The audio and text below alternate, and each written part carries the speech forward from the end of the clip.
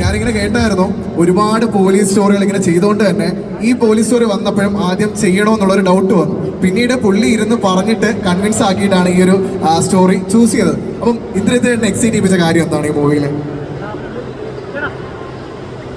ആദ്യമായിട്ട് എല്ലാവർക്കും എൻ്റെ നമസ്കാരം. ഒരുപാട് സന്തോഷമുണ്ട് ഇവിടെ തിരുവനന്തപുരത്ത് വന്ന് ഇങ്ങനെ ലുലു മോളിലൊരു പ്രോഗ്രാം അറ്റൻഡ് ചെയ്യാൻ സാധിച്ചതിൽ.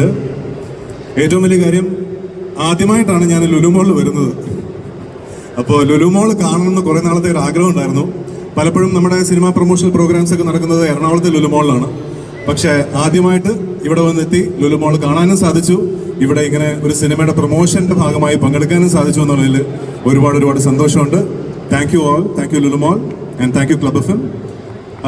ക്യാരക്ടറിനെ കുറിച്ച് പറയുകയാണെങ്കിൽ ശരിയാണ്, ഈ മേർഡർ മിസ്റ്ററീസ് അല്ലെങ്കിൽ ഇൻവെസ്റ്റിഗേറ്റീവ് മേർഡർ മിസ്റ്ററീസ് എന്ന് പറയുന്നത് കഴിഞ്ഞ ഒരു 10, 15, 20 വർഷത്തിന്റെ കണക്കെടുത്താൽ മലയാളത്തിൽ ഒരുപാട് നല്ല സിനിമകൾ ഈ ഒരു ജോണറിൽ വന്നിട്ടുണ്ട്.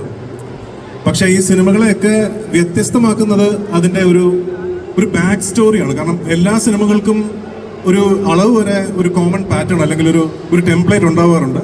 പക്ഷേ ഈ സിനിമകളെയൊക്കെ വ്യത്യസ്തമാക്കുന്നത് സിനിമയുടെ മിസ്റ്ററി ചുരുളഴിയുമ്പോൾ ഉള്ള ഒരു ബാക്ക് സ്റ്റോറിയാണ്. ആ ബാക്ക് സ്റ്റോറി തീർച്ചയായിട്ടും ഈ സിനിമയുടെ ബാക്ക് സ്റ്റോറി ഇതിനു മുമ്പ് മലയാള സിനിമയിൽ അധികം പരീക്ഷിച്ചിട്ടില്ലാത്ത ഒരുപാട് മേഖലകളിലൂടെ കടന്നു പോകുന്ന ഒരു ബാക്ക് സ്റ്റോറി ഈ സിനിമയ്ക്കുണ്ട്. അത് വളരെ വ്യത്യസ്തമായിട്ട് കൈകാര്യം ചെയ്യാനും ഒരു പുതിയ വിഷ്വൽ പാറ്റേണിൽ അത് ട്രീറ്റ് ചെയ്യാനും വിഷ്വലൈസ് ചെയ്യാനും ഒക്കെ നമ്മുടെ സംവിധായകൻ ജിതിൻ അത് ചെയ്തിട്ടുണ്ട്. അപ്പോൾ അത് കഥ കേൾക്കുമ്പോൾ ശരിയാണ്, തിരുവനന്തപുരത്ത് വന്ന ശംഖുമുഖത്ത് ഞാൻ മറ്റൊരു സിനിമയുടെ ഷൂട്ടിംഗ് നടക്കുമ്പോഴാണ് ജിതിൻ എൻ്റെ അടുത്ത് കഥ പറയുന്നത്. എപ്പോഴും കഥ കേട്ട് ഇൻട്രസ്റ്റ് ആകുമ്പോഴാണല്ലോ നമ്മളൊരു സിനിമ കമ്മിറ്റ് ചെയ്യുന്നത്. പ്രത്യേകിച്ച് കഴിഞ്ഞ ഒരു 5 വർഷത്തിൽ ഒരുപാട് പോലീസ് വേഷങ്ങൾ ചെയ്തു. അതുകൊണ്ട് തന്നെ കുറച്ച് കാലത്തേക്ക് ജിതിൻ ഇവിടെ പറഞ്ഞ ഇനി ഒരിക്കലും പോലീസ് വേഷം ചെയ്യില്ല എന്നാണ്. അങ്ങനെയല്ല, കുറച്ച് കാലത്തേക്ക് പോലീസ് വേഷങ്ങൾ ചെയ്യേണ്ടെന്ന് ഓർത്ത് മാറി നിൽക്കുന്ന സമയത്താണ് ജിതിൻ വന്ന് ഈ ഒരു സബ്ജക്ട് എൻ്റെ അടുത്ത് പറയുന്നത്. കേട്ടപ്പോൾ തന്നെ ഇൻസ്റ്റന്റ്ലി എനിക്ക് ഇഷ്ടപ്പെട്ടു. അങ്ങനെ ഈ സിനിമയുടെ ഭാഗമാവാൻ ഞാൻ തീരുമാനിച്ചു.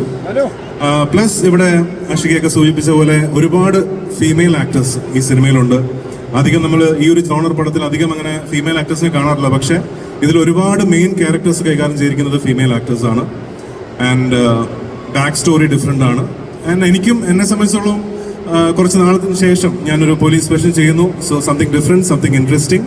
സോ അങ്ങനെയാണ് ധീരം എന്ന സിനിമയിലേക്ക് ഞാൻ വരുന്നത്.